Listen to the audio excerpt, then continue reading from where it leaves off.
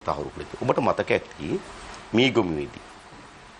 මීගොමුවේදී එක්තරා පළාත් සභා මන්ත්‍රීවරයෙක්ගේ නිවස වැටලුවා නාකොටික් එකකින් නිවස වැටලුවා.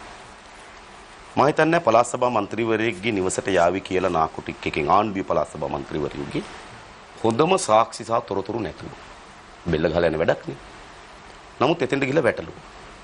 වටලා පෑ දෙකකට පස්සේ මොකද්ද උනේ? ජනාධිපතිවරයා හෙලිකොප්ටරකින් ඒ ගෙදර ගියා. ගිහිලා ඌව බදා වැළඳගත්තා. වැළඳගෙන මොකද්ද නාකොටික් එකට කියන්නේ? ඔව් අපේ බඩු අල්ලන්න එපා කියලා. ඒකනේ දෙන සංඥා. වෙන මොකක්ද දෙන සංඥා? අදීසිය ජනාධිපතිවරයා හෙලිකොප්ටරකින් ඒ පළාත් සභා මන්ත්‍රීවරයා ගෙදර ගිහිල්ලා ඌව බදා වැළඳගෙන මේ නාකොටික් එකට දෙන සංඥාව තමයි ඕවා අපි ඒක සංඥාව. ඒක සංඥාව ඔබ කියන සංඥාව. හැබැයි ඔබ ඒ අර්ථකථනය කරන සංඥාව විදියට. හැබැයි මිත්‍රයෙක් ඔහුගේ මිත්‍රයෙක් නම් ඔහුගේ පළාත් සභා මන්ත්‍රී කෙනෙක් නම් ඔහු එතනට ගිහිල්ලා හැබැයි පොලිසියට ඒගොල්ලන්ගේ රාජකාරී කරන්න පුළුවන්. ඒක ගැන කිසි ගැටලුවක් නැහැ. ඔබ ඒ රාජකාරී කරගෙන යන්න. හැබැයි මගේ මිතුරා විදියට මම එතෙන්ට යන එකේ වගකීමක් මට තියෙනවා. එහෙම ඒකුත් තියෙනවා. ඔබ කියන එක ඇත්ත.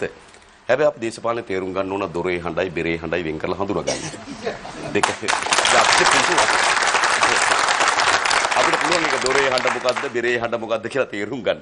ඔබ කියන එකට මම එකගයි එහෙම තත්ත්වෙකුත් තියෙනවා. යාළුවෙක් අසාදාර මොනතරම් අපචාර ක්‍රියා නිරත වෙලා තිනොත් තමන්ගේ මිත්‍රයෙක් නම් නේ ඔහු අපස්ථාවකට පත් වුණාට පස්සේ වේගෙන් හඹාගෙන යන්න පුළුවන්. එහෙම අපේ රටේ සංස්කෘතියක් තිබෙනවා. නමුත් ඒ වගේ අපි දේශපාලන අර්ථකථනයක් තේරුම් ගන්න ඕන.